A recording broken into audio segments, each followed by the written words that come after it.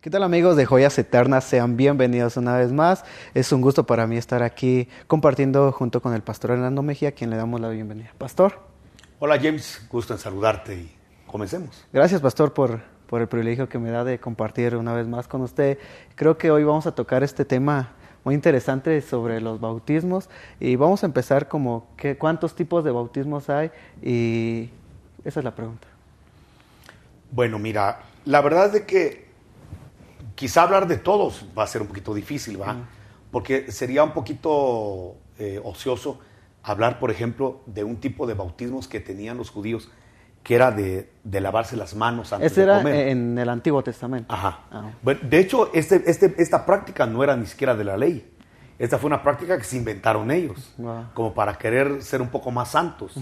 Pero la verdad que Jesús desechó esto y de hecho lo reprendió. Les dijo que estaban haciendo ellos, enseñando mandamientos de hombres como que fueran mandamientos de Dios. Y reprendió esas prácticas. O sea, hablemos, por ejemplo, del bautismo de Juan, que por cierto no es el que está vigente ahora. Amén. Hay mucha gente que mezcla el bautismo de agua, que es el bautismo de Cristo, el bautismo de la iglesia, del nuevo pacto, con el bautismo de Juan. Y son dos bautismos diferentes. Para empezar, Juan, cuando vino a bautizar, vino para preparar el corazón de Israel para recibir al Mesías. Amén. ¿Cómo se prepara uno para recibir al Mesías? Con arrepentimiento.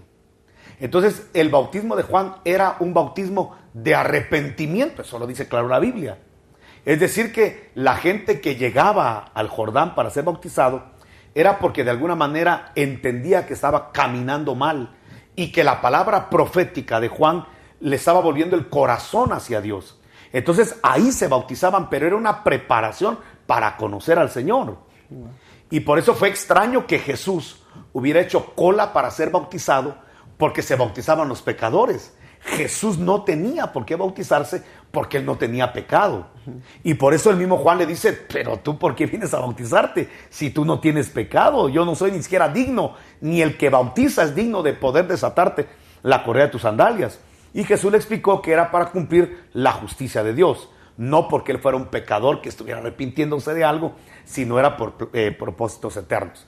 Entonces Jesús, cuando sale del Jordán, o está en el Jordán, el Espíritu Santo viene sobre él y se queda morando en él. Amén. Entonces mucha gente confunde esto. Entonces dicen que cuando uno se bautiza en agua, ahí el Espíritu Santo desciende sobre uno, evocando o recordando cómo fue en Jesús. Pero eso no es así, porque nosotros no practicamos el bautismo de Juan. Es más, nosotros practicamos el bautismo de Jesús, el bautismo de Cristo, que se hace en el nombre del Padre, del Hijo y del Espíritu Santo, como Él ordenó. Amén. Pero ahora no se bautiza a la gente para que se arrepienta, sino ahora bautizamos a la gente perdonada. Amén. Es diferente. ¿Cuál es la diferencia? Si ya te perdonaron, si ya naciste de nuevo, es porque ya te arrepentiste y fuiste perdonado, entonces ya tienes el derecho de bautizarte. Por eso es iluso bautizar niños o bebés que no han tenido la oportunidad de nacer de nuevo. Pastor, perdone que lo interrumpa. ¿Cuál es ese nuevo nacimiento? ¿Eso viene después del bautizo? Jamás. Primero el orden es, naces de nuevo. Exacto. Y luego te bautizas en agua. Amén.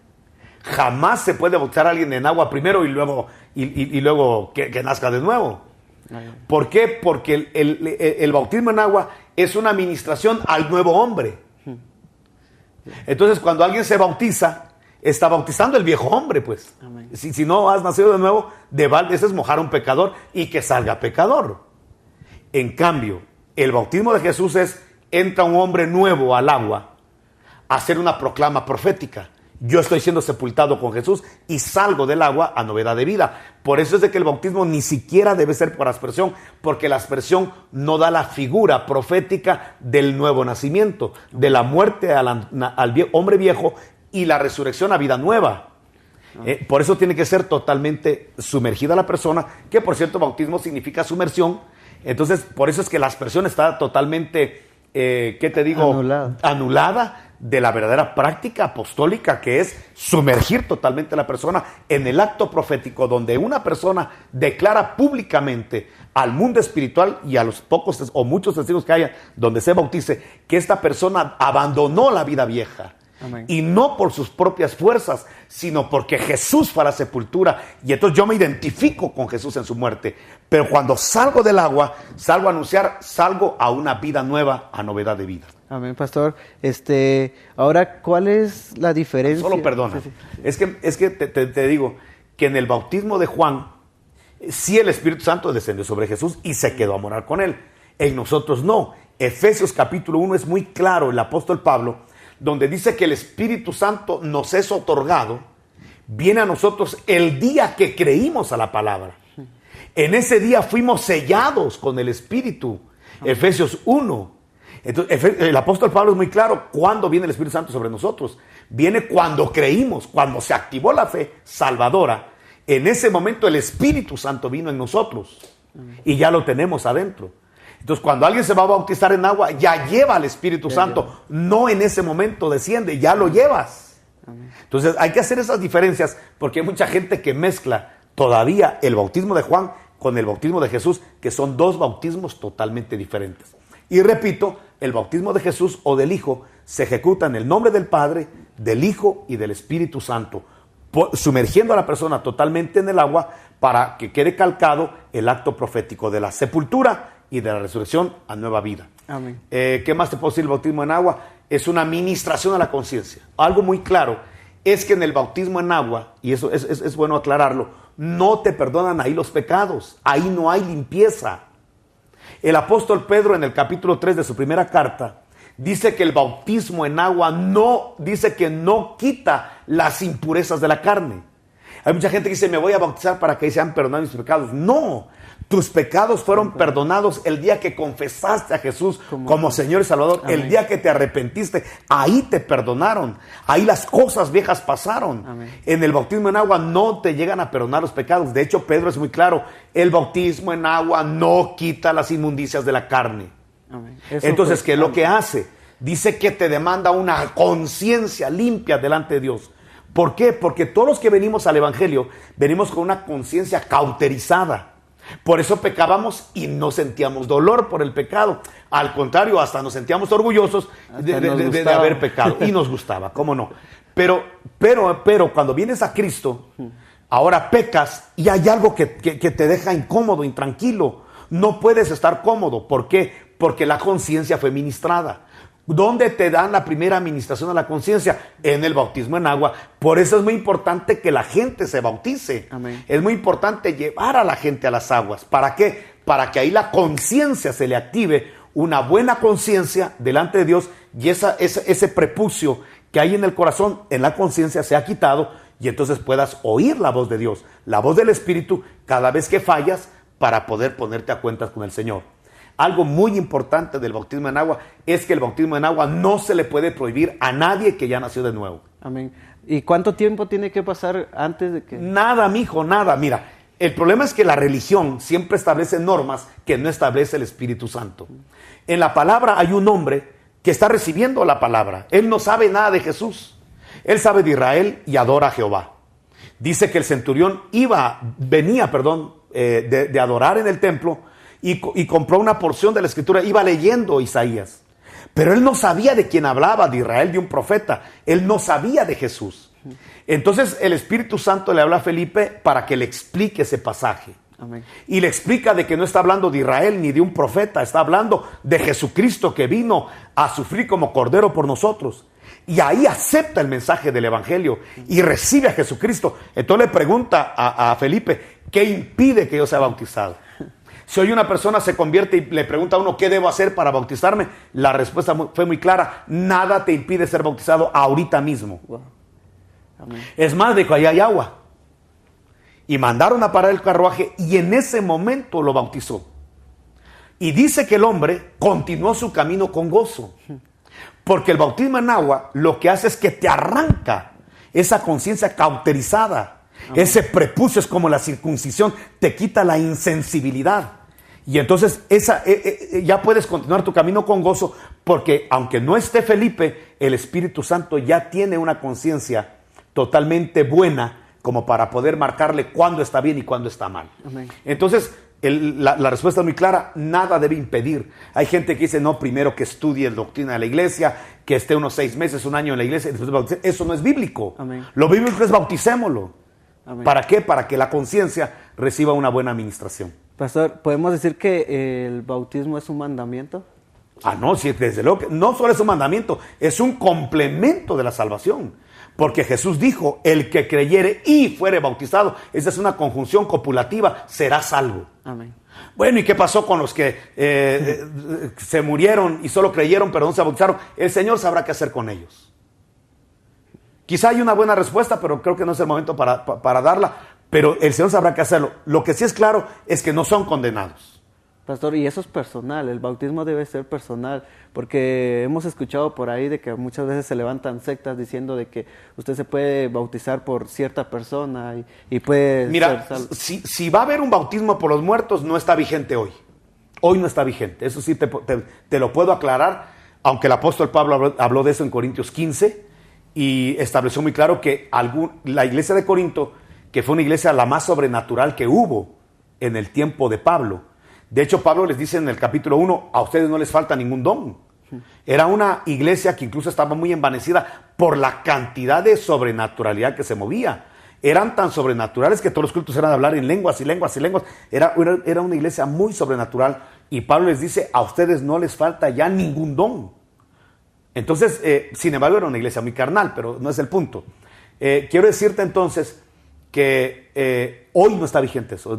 Lo aclaro. Ni creemos que alguien pueda venir a decir, mire, hay que bautizarse hoy por un familiar que murió. Eso está totalmente neutralizado. Amén, pastor. Creo de que cuando nosotros creemos en Dios, en que nuestro Salvador, que Él es el quien aboga por nosotros tenemos que hacer ese mandato que usted nos decía, y bueno, que está en la Biblia también, que es de que nos tenemos que bautizar para que nosotros tengamos esa conciencia limpia de acercarnos al trono de la gracia, tranquilos y confiados de que Él nos va a recibir, porque ya hemos hecho eso. ¿Y qué pasa cuando no lo hemos hecho, pastor?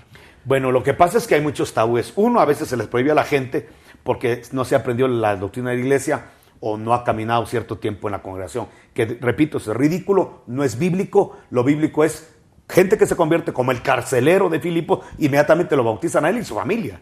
Amén. ¿Por qué? Porque la familia también creyó. Amén. Entonces, la práctica bíblica es gente que se convierte, gente que inmediatamente debe ser bautizada en agua. Sí, James, lo que pasa es que hay muchos tabúes acerca del bautismo, como el que acabamos de mencionar, que se necesita cierto tiempo aprenderse la doctrina de la iglesia para poder ser bautizado, lo cual es totalmente antibíblico, como acabamos de exponer con antelación.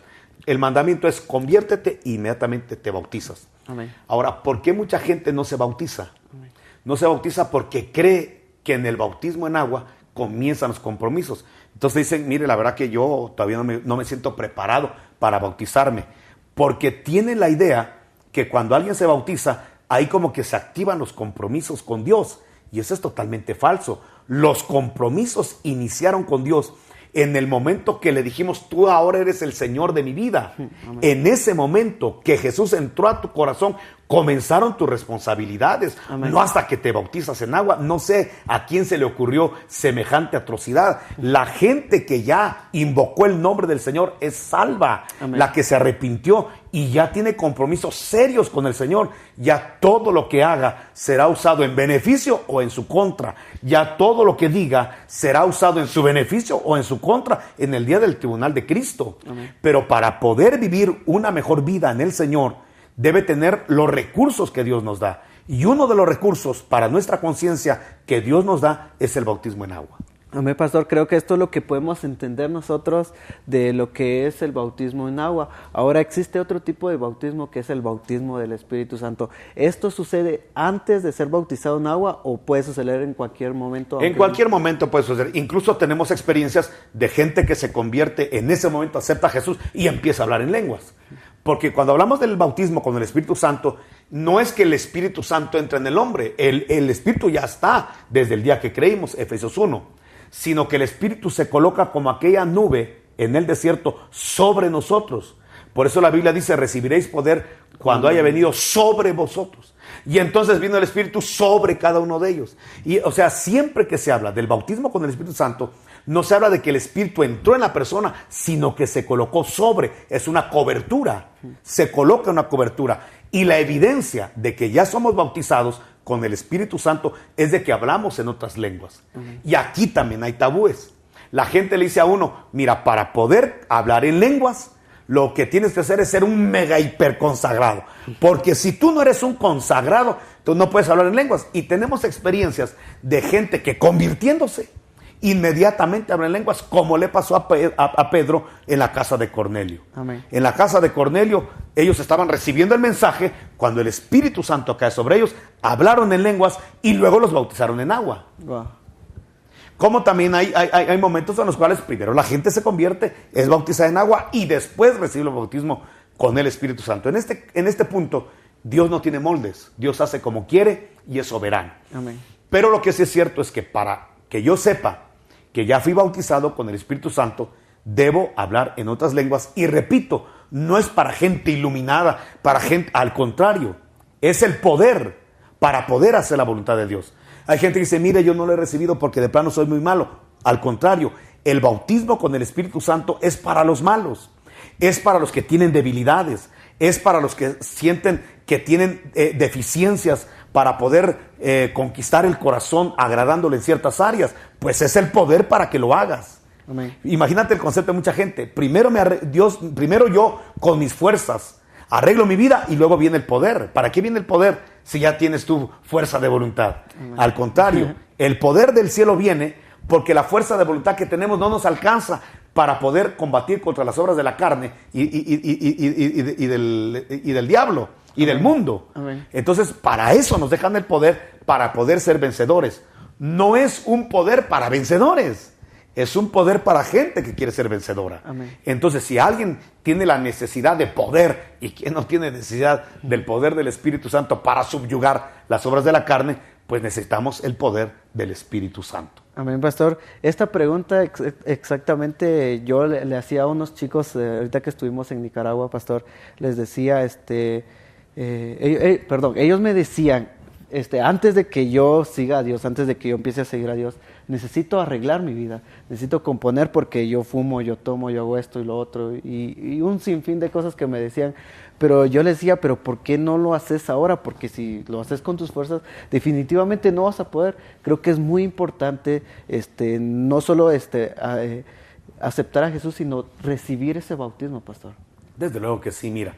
Lo que pasa es que una vez más nos han metido en la cabeza ideas ridículas de que a la iglesia asiste la gente buena, y la verdad es que no es así. Amén. A la iglesia asistimos los malos. Amén. No que los que no asisten sean buenos, sino que no lo reconocen. En cambio, a la iglesia vienen los que lo reconocen, o los que lo reconocemos. Tú jamás vas a ver en un taller de mecánica un carro que salió de agencia. Vas a ver en los talleres de mecánica, vas a ver carros descompuestos que necesitan reparación por el uso, por el tiempo. Entonces la iglesia es un taller de reparación, es el taller del alfarero. Amén. Es el lugar donde el barro reconoce su debilidad, sus rajaduras, y va para ser procesado, para ser ministrado, para ser en las manos del alfarero una nueva vasija. Entonces todos los que estamos en la iglesia reconocemos que necesitamos de Dios, que necesitamos de su gracia. Los que no van a una iglesia es porque no lo reconocen, creen que no lo necesitan. Bueno, pues bienaventurado que no lo necesite, ¿va? De alguna manera es una bendición ser enfermo. Cuando Jesús vino a la tierra, se encontró con dos tipos de grupos, de gente. La gente que cree que no lo necesita y la gente que cree que sí lo necesita. Entonces venía Jesús y le hablaba donde estaban los fariseos, los saduceos. ¿Me necesitan? No, nosotros somos buenos, no nos metemos con nadie, vivimos la ley, no fuimos engendrados en pecado. Bueno, con permiso, yo no quiero perder mi tiempo, no vine por ustedes. Vine por los enfermos, y no que ellos no estuvieran enfermos, sino que no lo reconocían. De repente venía un saqueo, una mujer prostituta, un hombre malo, y yo, Jesús, apiádate de mí. Y el Señor dice, ¿estás enfermo? Sí. Entonces, bienaventurado porque vine por ti. Vine por los enfermos, vine por los defectuosos, vine por los que reconocen su condición humana, miserable, y quieren mi naturaleza. Entonces, hoy en día pasa lo mismo. Hay gente que dice, primero me voy a cambiar y luego voy a buscar a Dios. Eso es imposible. Amén. El hombre no puede cambiar por sí mismo. Si el hombre puede alcanzar la salvación, la reconciliación con el Padre por sus propias fuerzas, ¿para qué vino Jesús? ¿Para qué un salvador si me puedo salvar? Me mandan un salvavidas porque no sé nadar. Exacto. Me mandan un salvavidas porque si no viene el salvavidas me ahogo y me hundo. Entonces, bendito sea Dios, que sabiendo que el hombre tenía la necesidad de un salvador, que no, el hombre no podía salvarse por sus propios recursos, nos mandaron al Salvador Jesucristo. Y luego el poder del Espíritu Santo para poder ser agradables a Dios. Porque todos los que hemos sido salvos, pues le tenemos una deuda a Dios. Estamos agradecidos con Dios. Nos hemos enamorado de Dios, pero nuestra naturaleza nos jala hacia el pecado. Entonces nos dejaron el poder para poder subyugar las obras de la carne, poder hacer a un lado las tentaciones del infierno y poder agradar a Dios. Amén, pastor. Hemos estado comentando en este transcurso del programa sobre el bautismo del agua y del Espíritu Santo. Y creo de que en el bautismo del Espíritu Santo dice claramente Hechos que vendrá y nos dará ese poder. Ahora, el bautismo en agua, ¿cuál es la diferencia? ¿Nos da poder también o eso es un acto que nosotros tenemos? Te voy a repetir. El bautismo en agua, para resumirte, lo que nos da es una ministración a la conciencia. Porque todos venimos con una conciencia cauterizada, una conciencia endurecida. Amén. Entonces, pecas, pero no lo percibes. Fallas, tienes un Dios incluso hasta airado, pero no lo percibes. ¿Por qué? Porque hay un prepucio en el corazón. ¿Qué hace el bautismo en agua? 1 Pedro capítulo 3 te da una conciencia buena delante de Dios y te demanda una limpia conciencia, es decir, pecas, y por el bautismo en agua, por esa administración, esa administración a la conciencia ahora está sensible para poder percibir cuándo estás agradando y cuándo estás desagradando a Dios. El Espíritu Santo, el bautismo con el Espíritu Santo, te activa el poder para poder vencer las obras que son de la carne, para poder vencer las tentaciones que vienen del infierno. Y hay otro bautismo del cual no hablamos, que es el bautismo de fuego. Wow. Porque dijo Juan, detrás de mí viene alguien más grande que yo, él los bautizará en Espíritu Santo y fuego. Wow. Ese es otro bautismo. ¿Cuál es el bautismo de fuego? Cuando te meten a procesos de prueba, de tribulación. Marcos capítulo 9 dice, todo sacrificio es salado con sal y con fuego, así todos nosotros seremos salados con fuego. La Biblia habla de que para que nosotros podamos dar testimonio, nos asemejan a la sal de la tierra, somos la sal. Amén. Pero si la sal pierde su sabor, es decir, si perdemos ese anhelo por el Evangelio, por honrar a Dios, por agradarle, no servimos para nada. ¿Con qué se sala la sal? Entonces la respuesta es en Marcos 9, con fuego. Entonces el fuego es purificador. Amén. El fuego te ministra sal. Amén. Te va a ayudar a dar testimonio. Y por eso los cristianos somos sometidos a diferentes pruebas y tribulaciones. No hay un cristiano, legítimo cristiano, que no pase por tribulaciones. El apóstol Pablo lo dijo de esta manera, ni tribulación, luego entonces sufrimos tribulaciones, ni angustia, luego entonces vienen angustias, ni peligro, ni espada, ni desnudez, ni hambre, que son cosas terrenales. Luego se pasan las espirituales, ni ángeles, ni principados, ni potestades, ni lo porvenir, ni el futuro, ni ninguna cosa creada nos podrá apartar del amor de Dios. Pero pasamos por esas situaciones. Ahora, ¿por qué Dios nos mete ahí? Porque traemos mucha escoria, somos como la plata.